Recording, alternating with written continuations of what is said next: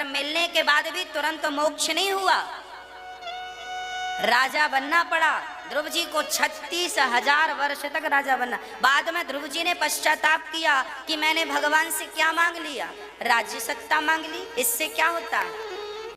बड़ा पश्चाताप किए ध्रुव जी। बाद में तो फिर ध्रुव तारा बन के आज भी चमक रहे हैं ध्रुव जी।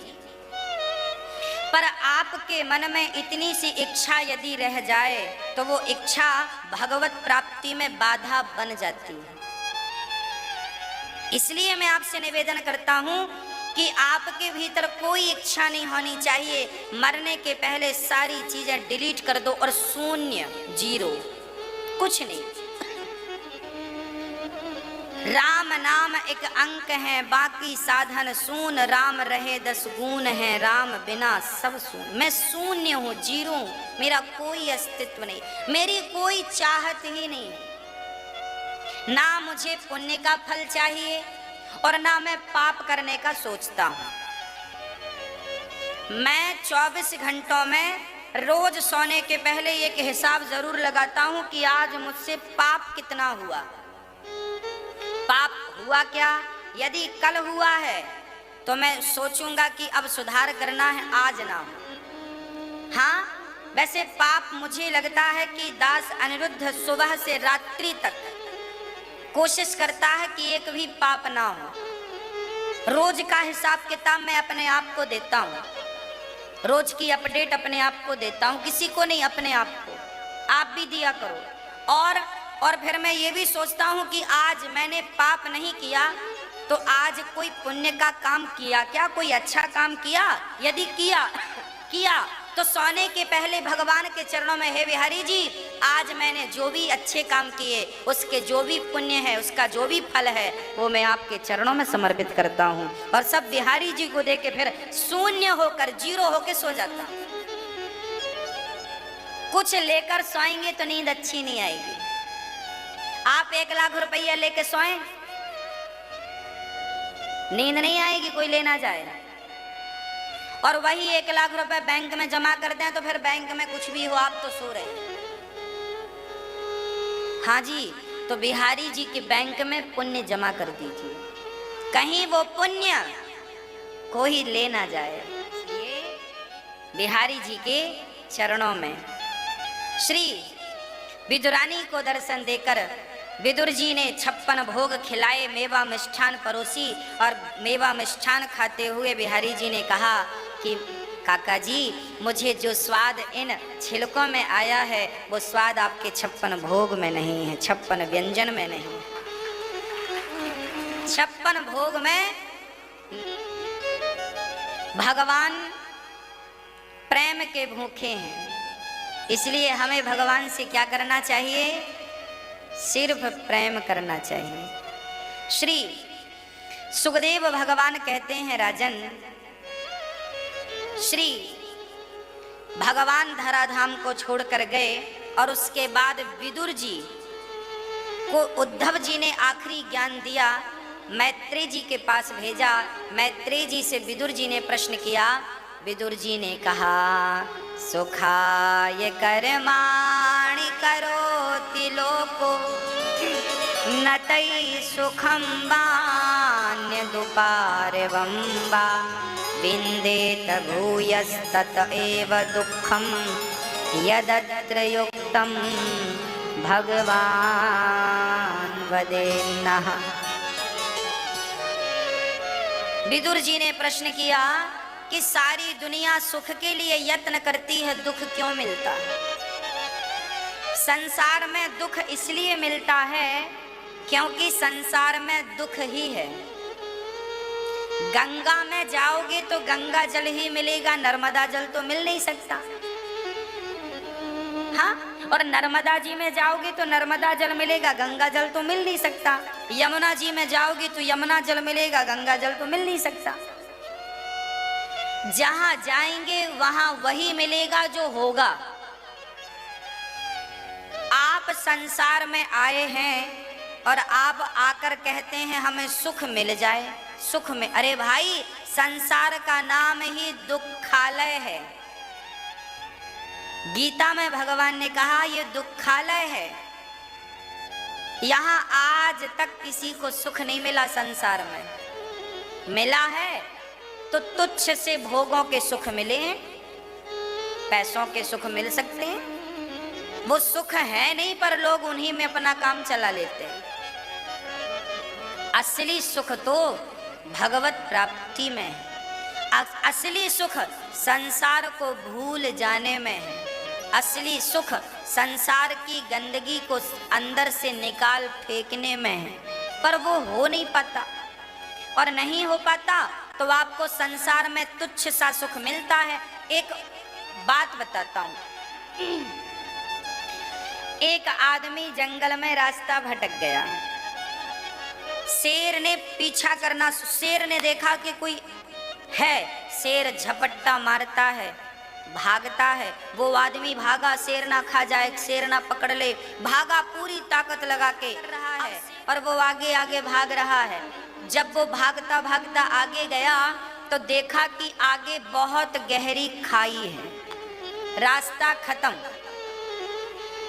खाई है और वहां एक बटवृक्ष का पेड़ था।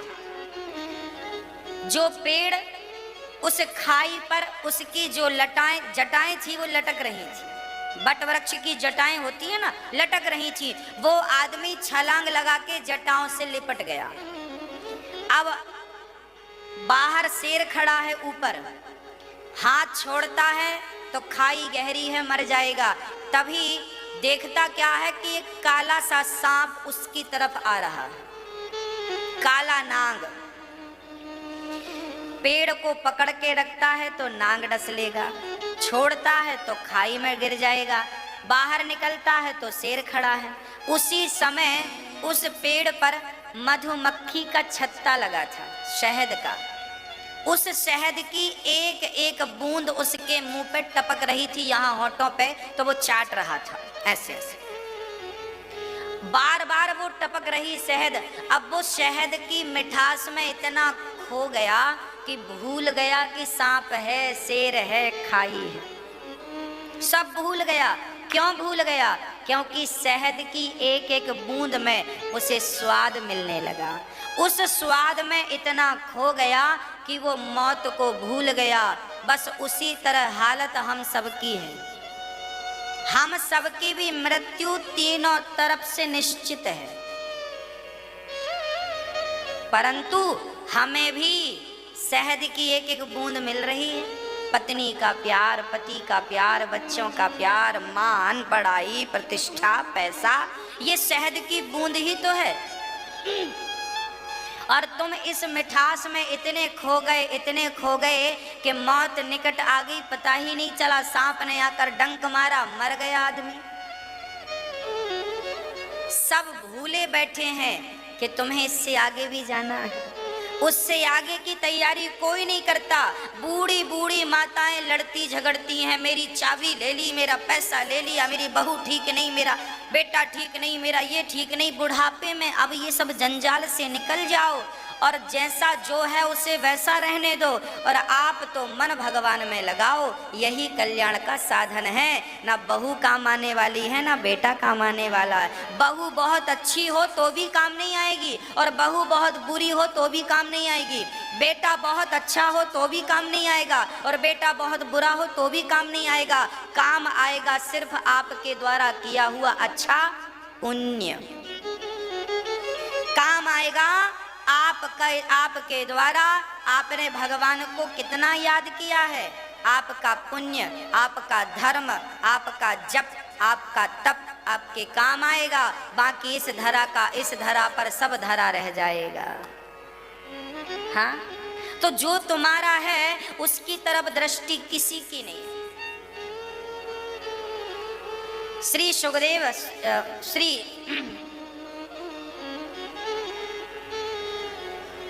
विदुर जी महाराज को मैत्रेय जी ने कहा, सुनो, भगवान ने ये सृष्टि बनाई है। क्यों बनाई? ये सृष्टि बनाई भगवान ने। भगवान नारायण की नाभि से एक कमल उत्पन्न हुआ। उस कमल पर ब्रह्मा जी का प्रादुर्भाव हुआ।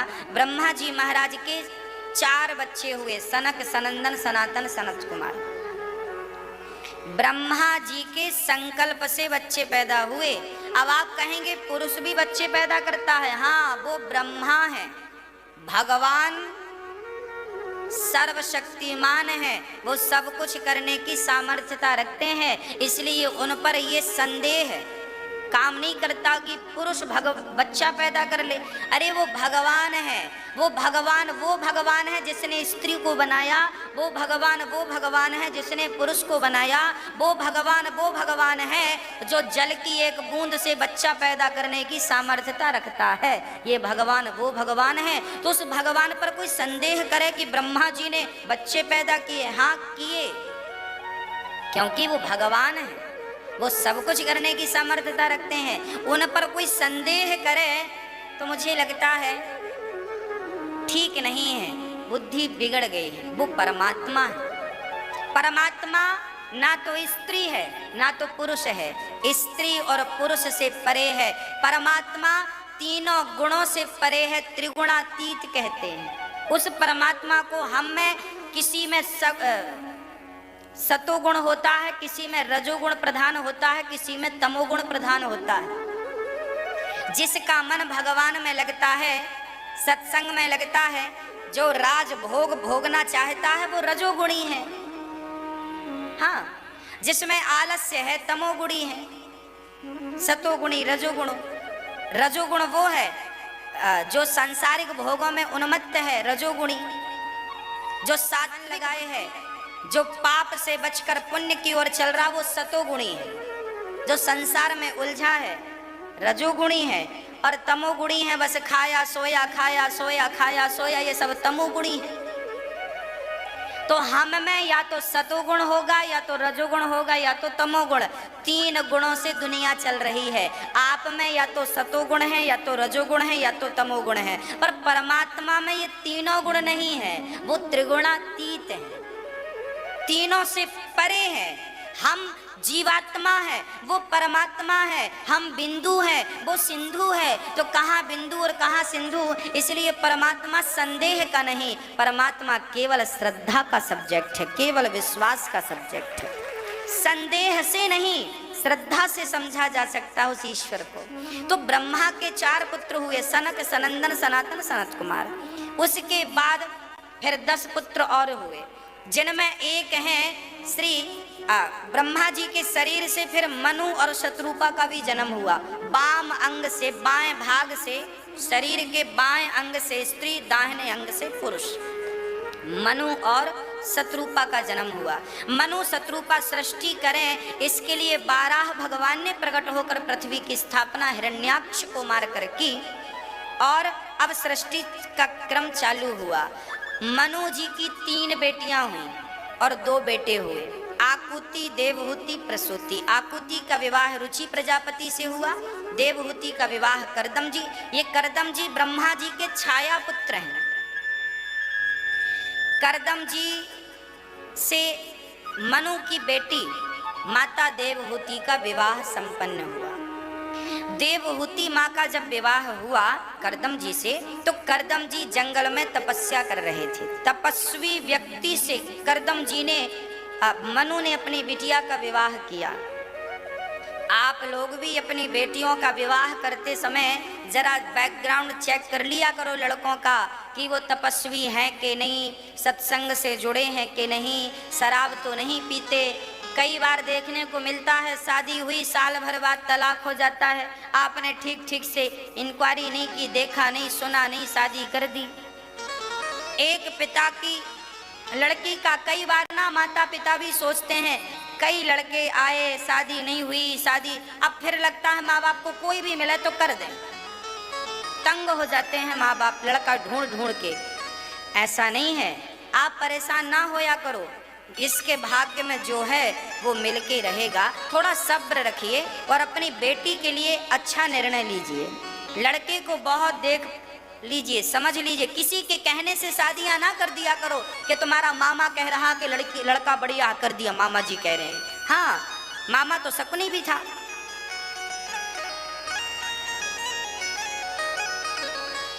किसी के तुम्हारा भाई भी कहे तो भी ना करना।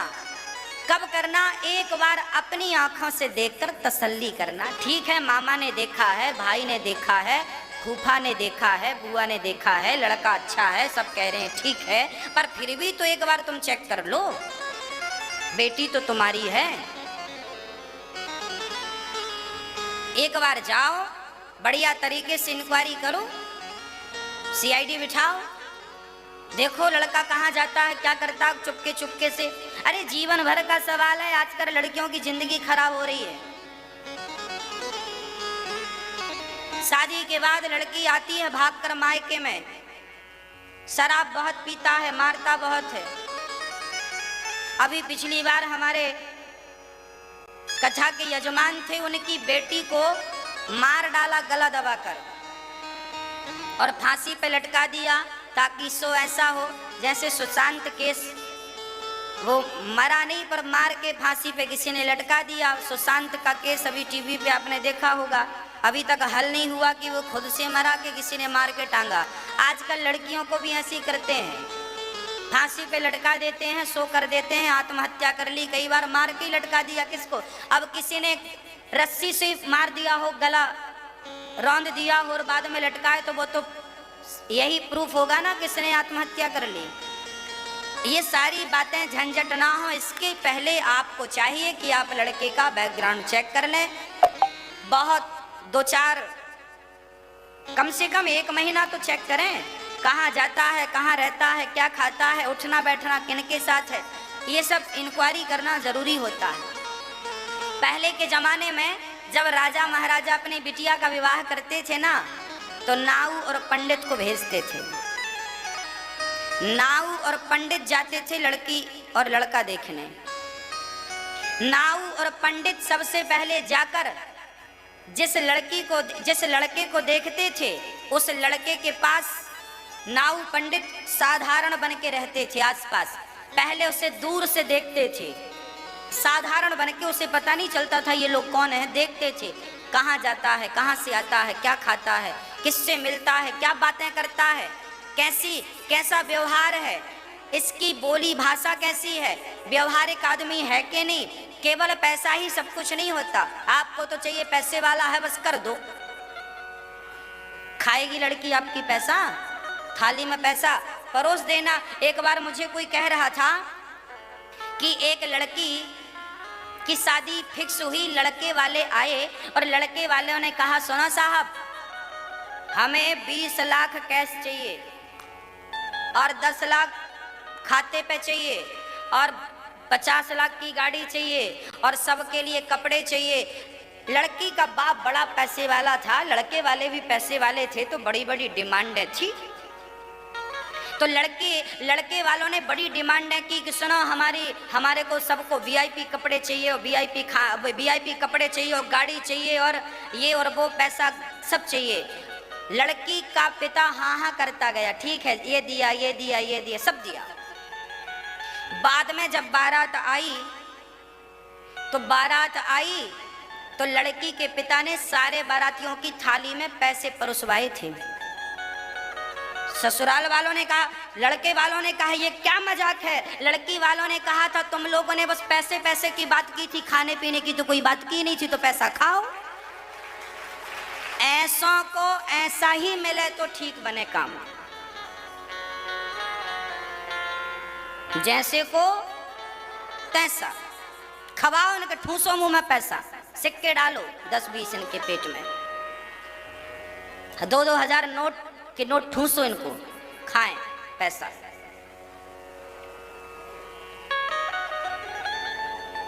ऐसों को ऐसा करना चाहिए। एक बाप ने किया और बाद में बारात आई, वापस कर दिया, जाओ चूल्हे में, नहीं देना अपनी लड़की तुम जैसे भिखमंगों को। ये दहेज मांगने वाले भिखमंगे से ज्यादा थोड़ी है, इनकी औकात केवल भिखमंगों की है। ये भिखमंगे हैं, इससे ज्यादा इनकी कोई हैसियत नहीं है। वीआईपी भिखमंगा कहो इनको। मंदिर के बाहर जो बैठे हैं वो भी भीख मांग रहे हैं, पर वो भिखारी हैं, और ये जो दहेज मांगते हैं ये भिखारी नहीं है, ये भिखमंगे हैं। हाँ, मैया हो गई फोन में बात। महाराज जी आप कुछ भी सुनाओ, हम तो फोन पे लगे हैं। श्री करदम जी महाराज अपनी पत्नी को बिठाते हैं, तपस्वी हैं करदम जी। बोले पत्नी से आप बैठो, मैं जरा भगवान का चिंतन करूं। भगवान में बैठे तो ऐसी समाधि लगी, 40 साल बीत गए। देवहूति पति की सेवा करती रही, पातिव्रत धर्म का पालन करती रही। इस कपिल जी जागे तो फिर उन्होंने कामक विमान बनाया और उस विमान पर माता देवहूति को बढ़िया सा एक सरोवर में डुबकी लगाई दोनों ने, और दोनों जवान हो गए और दोनों ने संसार के भोग भोग कर 9 बेटियां प्राप्त की। करदम जी की 9 बेटियां हुई। अब करदम जी ने अपनी पत्नी से कहा, देवी बेटियां हो गई, हमने बेटियों का घर बसा दिया, अब हम जा रहे हैं, भजन करेंगे। सारा काम पूरा हो गया, बेटियां हो गई, बेटियों का घर बस गया। 9 बेटियां थीं। कला का विवाह अंगिरा से, कला का विवाह मरीचि से, अनुसुईया का अत्रि से, श्रद्धा का अंगिरा से, हविर्भु का पुलस्त से, गति का पुलह से, क्रिया का विवाह क्रतु से, ख्याति का विवाह भृगु से और वशिष्ठ जी का विवाह अरुंधति से संपन्न हुआ। करदम जी ने हाथ जोड़कर पत्नी से आज्ञा मांगी। माता देवहूति ने कहा, प्रभु हमें एक पुत्र की कामना है, पुत्र तो दे दो। करदम जी रुके और करदम जी के द्वारा माँ देवहूति के गर्भ से कपिल भगवान का प्राकट्य हो गया। बोलिए कपिल देव भगवान की जय। कपिल देव जी का प्रादुर्भाव हुआ। कपिल देव जी के जन्म लेते ही करदम जी घर से निकलकर चल पड़े, घर से निकलकर चल पड़े। करदम जी का कहना यह है कि जब आपकी बेटियों का विवाह हो जाए, बेटे बड़े हो जाएं,